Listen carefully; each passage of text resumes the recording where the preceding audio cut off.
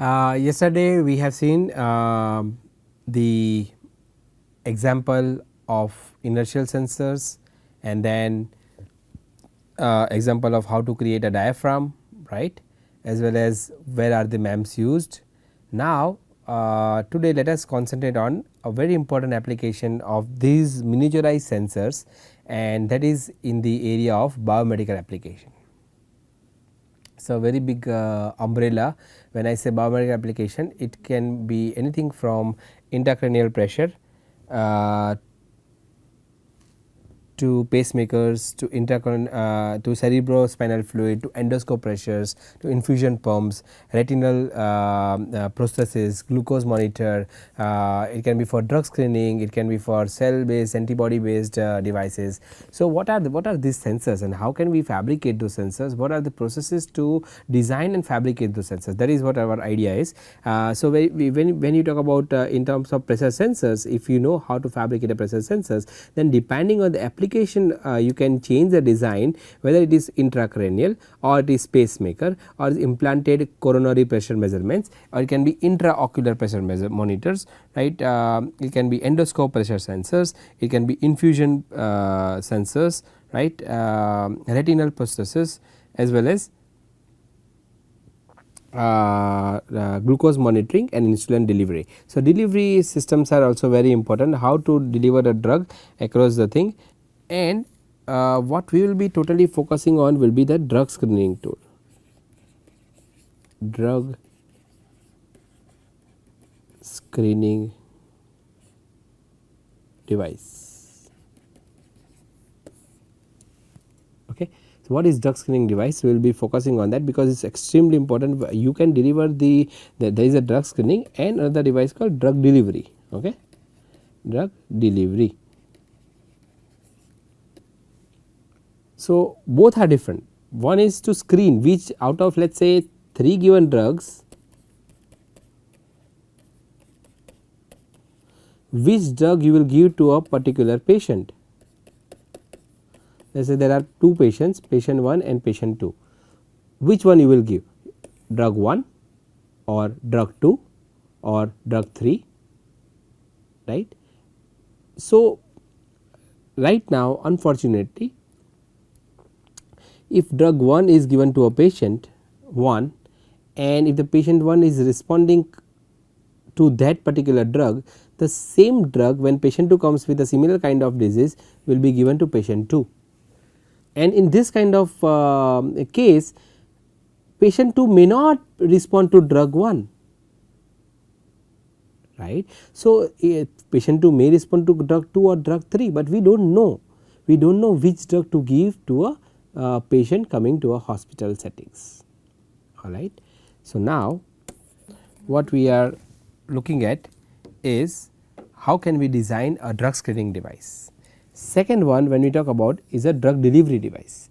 Drug delivery is like if you have seen mosquitoes, right, mosquito bites, do you feel pain? You do not feel pain, right, when mosquito bites, usually it is just like itchy, but not really painful, right. So, but if you take a syringe and you get this injection, right, at the clinics, you feel pain, no, it may be momentarily, but you still feel pain.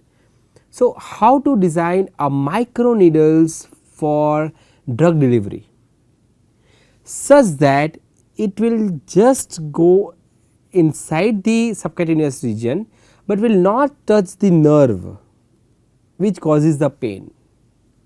How can we mimic this biological system, right, like mosquito bite into an engineering technology and deliver the drug such that it is not painful. That means, do you have a array of microneedles and can you use that as a patch to deliver a drug? Can you deliver a drug across a period of time slowly? Right. This everything is possible when you understand sensors and actuators and its fabrication. All right. So, we will see how to design a drug delivery tool at some point of time. Right now let us understand that The pressure sensors, when I talk about pressure sensors, can be used for several applications which are listed here, and as well as when you say about glucose monitoring is, you may be knowing, is a glucose monitoring device which has a which measures the blood glucose concentration, right. Then there are MEMS based tweezers to used in biomedical applications. There are surgical tools which are in micron dimension, for example, a needle holder. You want to hold the tissue, you want to suture the tissue, you want to sew the tissue. Suturing is when you take two tissues and you want to sew it, right, you want to stitch it, it is called suturing. So, when you suture the tissue, you need a equipment or a tool which has a micro dimensions, micrometer in dimensions at the tip, because suturing is done at a very precise dimensions and very small dimensions, alright, and it should be done precisely, because you are now suturing the heart tissues, for example, if it is a heart surgery, right, and then you are holding the heart tissues. So, there is a needle that you require. So, can you design a MEMS based micro needles and suturing systems? There is another application. We talk about cells, right. So, whether the cell from, can we understand whether a person is suffering from cancer, and if yes, then what is the stage of cancer, just by looking at the cells of the person. For example, if somebody has a melanoma is a skin disease or a skin cancer. So, if you take the cells from that particular region in melanoma and understand the impedance of those cells. So, if I measure the impedance of normal cells, if I measure the impedance of cancerous cells, then the impedance at a certain frequency would be different. So, if I understand what is that frequency on which I can see the I can measure the delineation in the cancer cells over normal cells, I can use that particular frequency, right, and understand different cells at different stages and get the electrical parameter and correlate it with the gold standard. So, a device to study the change in the cellular property, electrical changes in the cellular properties as the disease is progressing. When you talk about disease, when you talk about cancer, it can be any cancer, it can be melanoma, it can be breast cancer, it can be prostate cancer, it can be lung cancer, it can be stomach cancer, and several other types, alright. So, we can understand the cells, that is what is done, cell, antibody, DNA. Now, what is this antibody thing, right? So, let us take an example that will make our life easier. Let us take an example of pressure sensor. Then we will take an example of a cell based screening, and we will take example of a antibody, alright, for measuring a very important bacteria, which is E. coli. E. coli. We all have E. coli in our body, right, but that is below 10 to the power 4 CFU per ml or below 10 to the power 5 CFU per ml. Anything above 10 to the power 5 CFU per ml in the body, E. coli, right, will cause a urinary tract infection, right. So, people who suffers from urinary tract infection has bacteria around 10 raised to 5 CFU per ml and above, alright. So, why I am talking about bacteria, because I am talking about the antibodies based measurement system. So, let us see in the next slide. So, let us take an example of a pressure sensor. We will say 3 examples. Okay. First is pressure sensor, then we will take example of cell based diagnosis,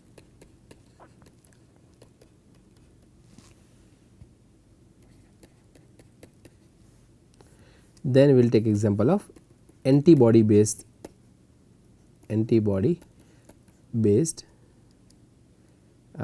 bacteria capturing,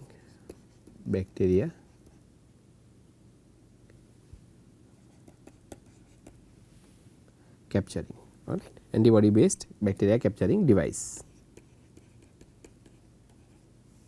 cell based diagnosis device, and pressure sensor, right. So, let us start with the first one, that is our pressure sensor. How pressure sensor looks like? It is extremely simple. take an oxidized silicon wafer. So, you have a silicon wafer, you grow oxide, becomes oxidized silicon wafer.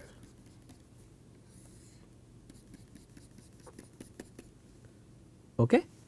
Now, two ways, alright, two ways of designing a pressure sensor. One is you deposit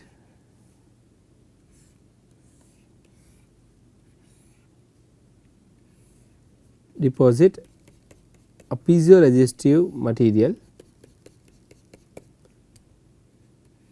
on this oxidized silicon substrate. This is my piezoresistive material.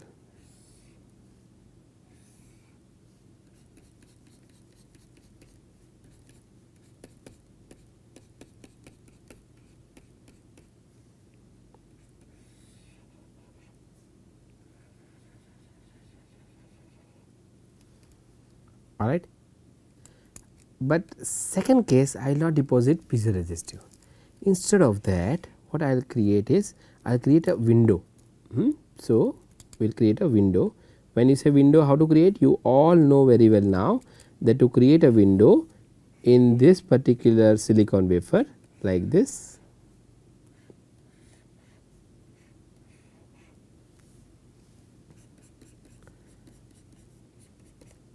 What is the process? Process is that on this silicon wafer I will spin coat photoresist, right. On that I will use a bright field mask. So, photoresist, after spin coating photoresist, soft bake, then a bright field mask such that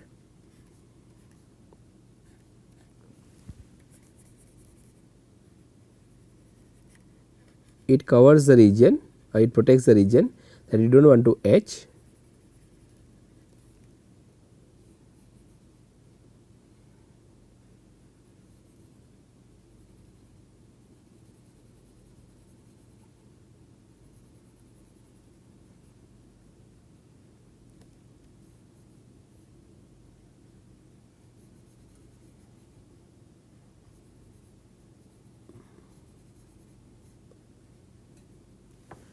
Right, like this. Now, after this we will expose with UV, right, expose with UV. What will happen? After exposure with UV, if I dip this wafer in positive photoresist developer or photoresist developer, then the unexposed region will be stronger and the exposed region would be weaker. So, what would I have? I would have photoresist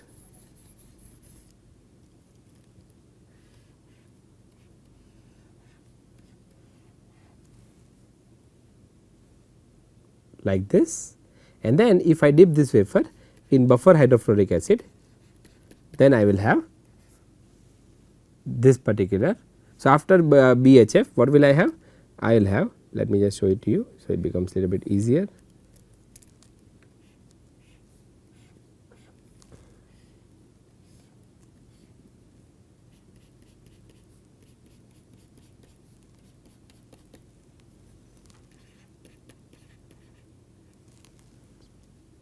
Okay. I have SiO2, I have for the positive photoresist. When I dip this wafer in BHF, the silicon dioxide from this region would get etched.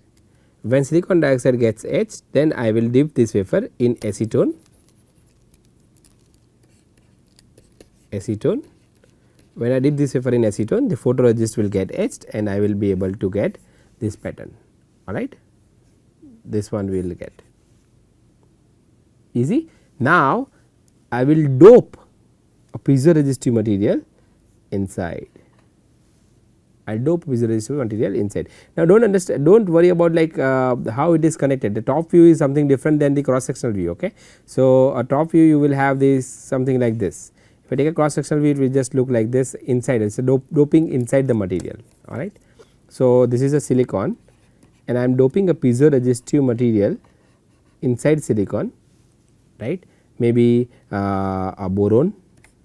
If I dope, it is a n type silicon, I will dope boron, alright, and then I will take out the contact somewhere, right, so that I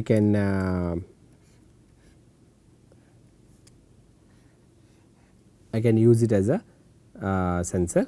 In this case I will perform again photolithography. So, that means that we will spin coat photoresist, then we will have your mask, right. In this case the mask would be like this, and this area would be protected. Again we have a bright field mask and positive photoresist. So, this one is my positive photoresist, this is my bright field mask. Then we will have exposure, right, UV exposure. After UV exposure, so you understand this thing please. When we do photolithography, the first step is photoresist coating, second is soft bake, right, third step is mask, fourth step is photoresist developer, fifth step is hard bake, sixth step is etching the silicon dioxide or a material which we want to etch, seventh step is when to remove the or strip the photoresist by dipping the wafer in acetone. So, this is already there. Okay. So, if I say that okay, we have photoresist and bright field mask, that does not mean that we are skipping for soft bake, or in this case when I said okay, after you have photoresist, you when you pattern the photoresist and photoresist developer, then you dip this wafer in BHF, that does not mean that we are skipping hard bake, that is there, that is there. Okay. So, this step is very important, you remember: photoresist spin coating, soft bake, mask loading and exposure, photoresist developer, right, then hard bake, then etching, and finally stripping of the photoresist using acetone, right. So, this all the steps are there. So, just when I tell that okay, let us use photoresist coating and then we load the mask, that does not mean that we are not using soft bake, we are using soft bake. Okay. So, after this, when I have exposed the wafer with UV rays, and then I am dipping this particular wafer in photoresist developer, what will I have? I will have my photoresist which will look like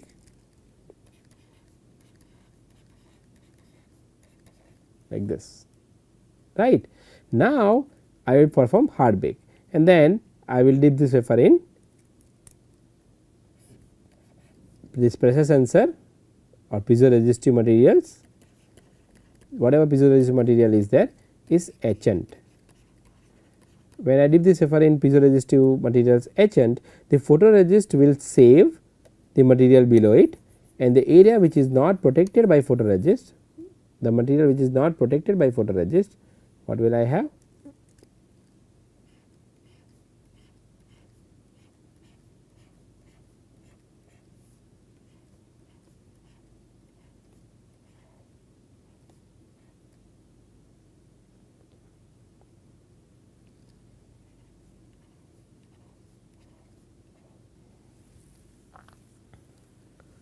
I will have this pattern.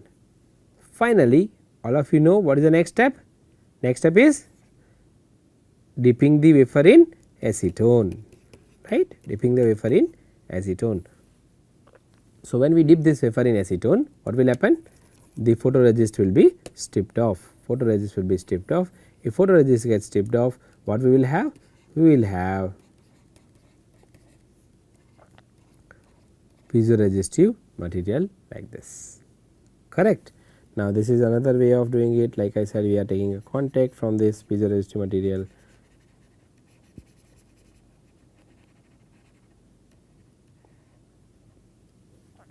right.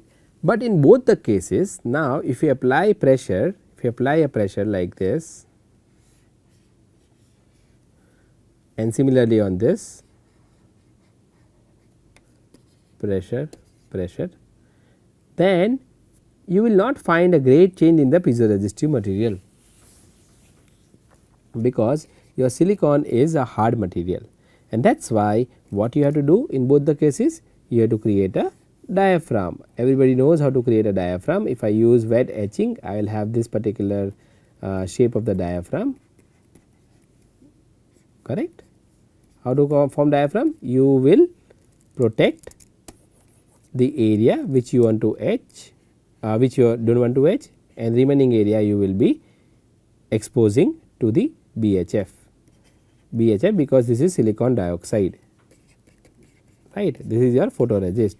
How to pattern this photoresist? Everybody knows, right? You spin coat the photoresist in this on the back side of the silicon wafer, then you soft bake it, then mask, then you expose it. Mask would be such that the photoresist in this particular pattern that you have seen here and here will be protected, and remaining area it will get developed. After developing, what you will have? You have this pattern, and then you have a hard bake. After that, if I dip the wafer in silicon dioxide etchant, which is your BHF, what will I have? I will have this pattern,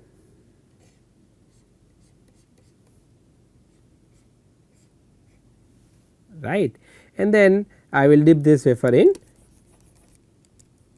silicon etchant, which is potassium hydroxide or TMAH, to get this particular structure, right. Same thing goes for here.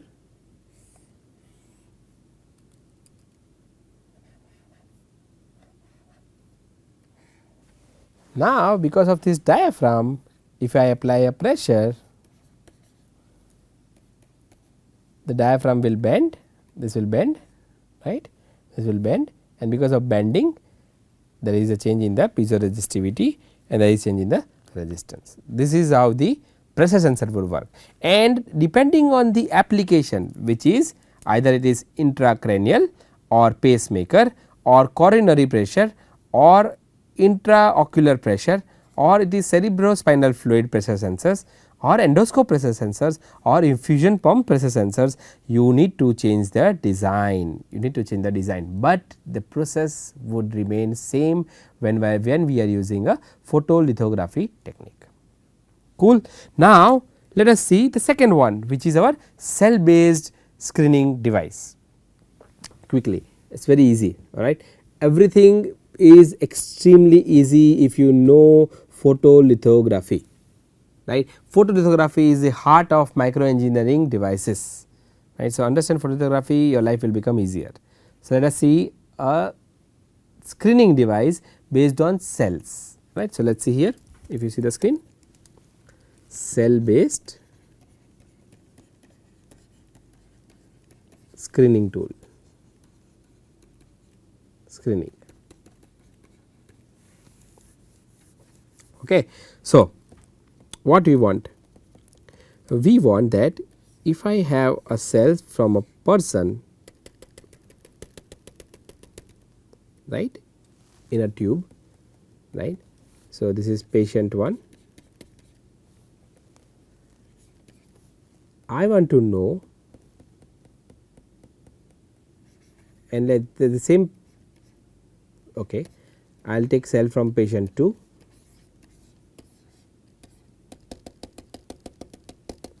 I will take cells from patient 3,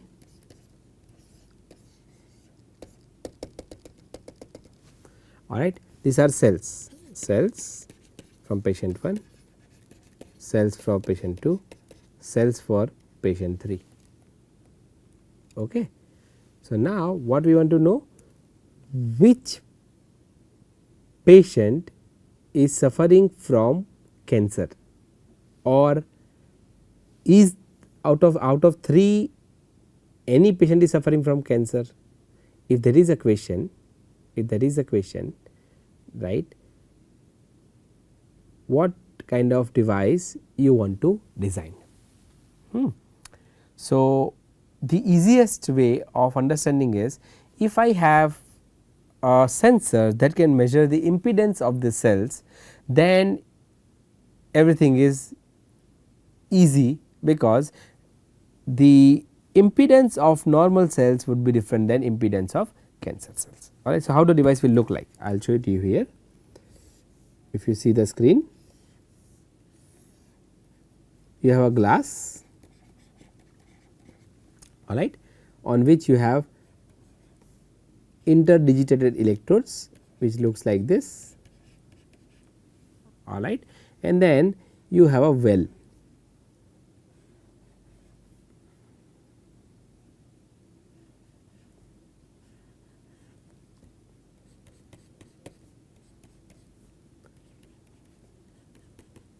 This is a well, alright. So, this is the wall of the well. wall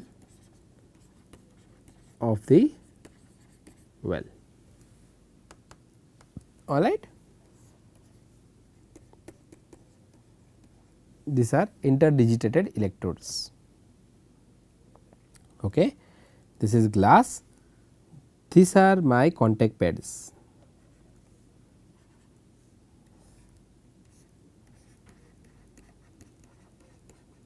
Contact pads. All right.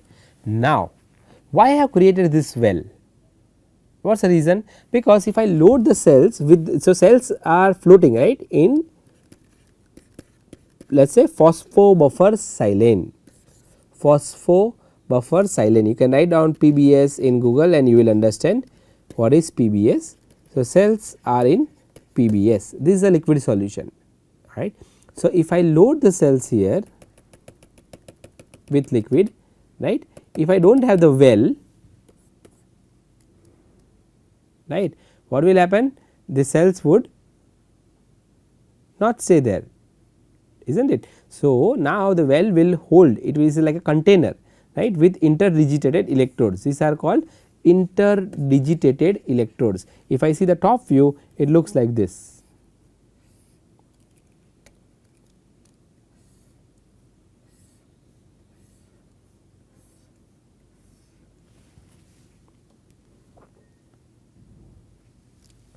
Alright, these are interdigitated electrodes. Now, what you have to do? You have to load the,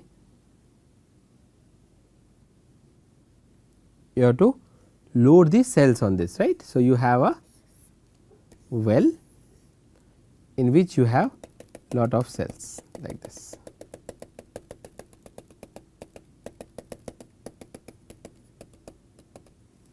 Right, and these are my contact pads. So, I can measure impedance of this well with cells, impedance of this well with cells, right, using this interdigitated electrodes. So, the idea is if I load normal cells, normal versus cancer cells, then I am able to, or the question should be, would I able to measure, would I able to see the difference in the impedance value, and the answer is yes. Designing such sensors will help you to measure the impedance, and the impedance of the normal cells would be different than cancerous cells. So, what you have to design? An interdigitated electrodes, right. Can you design that? Everyone can design. By this time everyone should be able to design. How?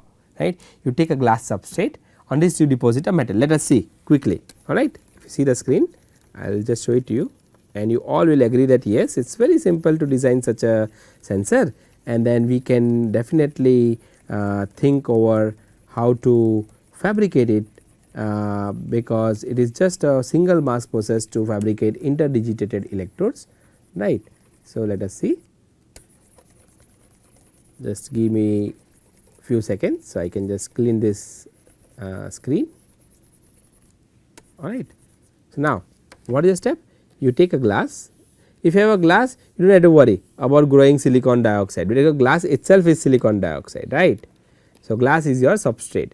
On this glass, what you will do? You will deposit a metal for interdigitated electrode. All right, metal. Let us say it is platinum, or it is chrome gold, right. I always use the word chrome gold, not only gold, because chrome, thin layer of chrome will help to thin layer of chrome will help in improving the addition of gold to the substrate. If you directly deposit gold, the addition of the gold to the substrate is poor, and that is why we use a thin layer of chrome over which we deposit a thick layer of gold. Now, when I say thin and thick, it does not really change in terms of like few nanometers to microns or few nanometers to millimeter. It is not like that. It is like few nanometers, like 10 to 15 nanometers for 195 to 300 nanometers, 100 to 300 nanometers gold. So, I am just saying thin layer of chrome over which thick layer of gold does not mean that it is really thick, it is still thin, but compared to chrome it is thicker, alright, that is what I mean. So, thin layer of chrome which is 10 to 15 nanometer over which you can deposit a gold. After that the next step would be you will spin coat photoresist, you will spin coat photoresist, positive photoresist. Next step soft bake, next step bright field mask. How bright field mask will look like? In the way I want to make the interdigital electrodes, right, so easy. 3 or 4, let me just draw it correctly so it becomes easier. 1, 2, 3, 4 and the contact pads, right. So, this is my contact pad and this first, second one, third one, fourth one and fifth one are my interdigital electrodes. This again sixth one is my contact pad. What is this? This is my bright field mask, bright field mask. Next step is exposure, exposure with what? Exposure with UV. Next step is you will dip this wafer in photoresist developer. Next step is you, when you do that, what you will have? You have a glass and then you have your metal and on that you have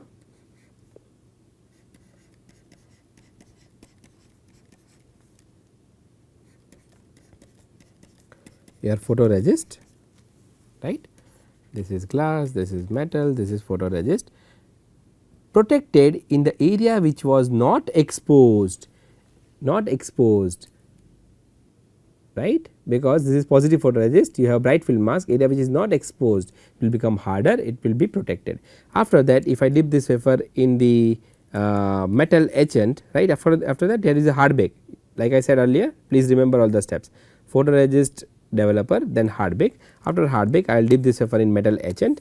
When I dip this wafer in metal etchant, what you will have? You will have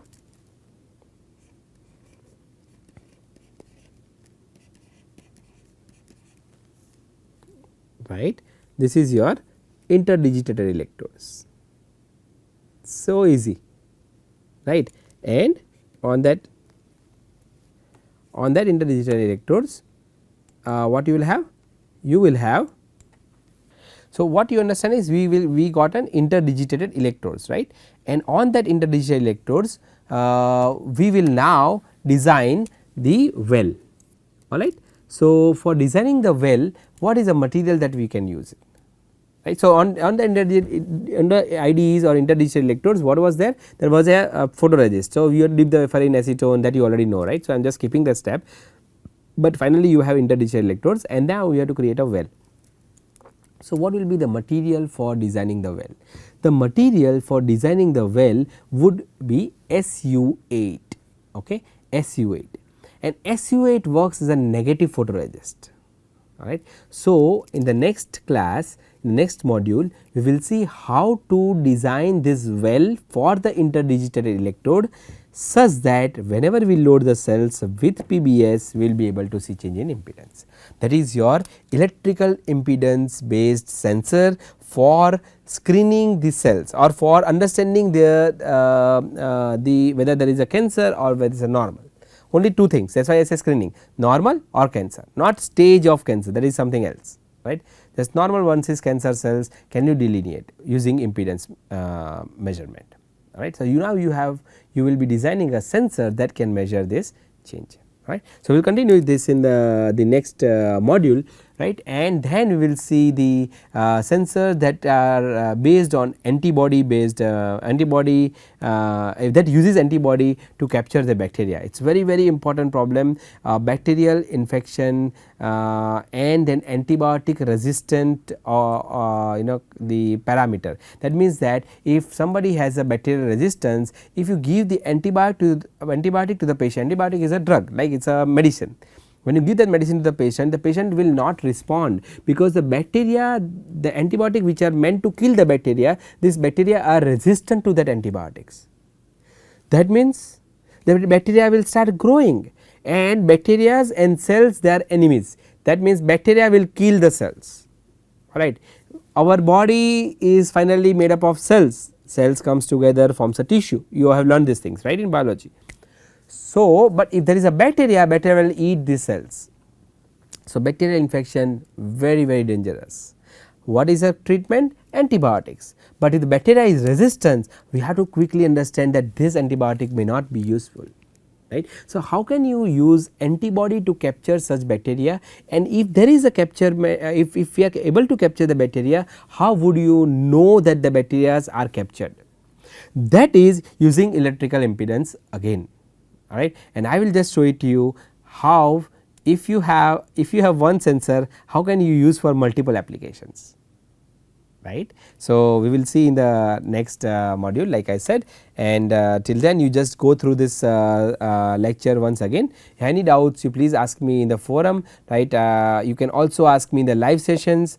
We have this time I think 2 or 3 live sessions. So, you have multiple chance to ask me questions relevant to this particular course, and I will see you next module. Till then, you take care.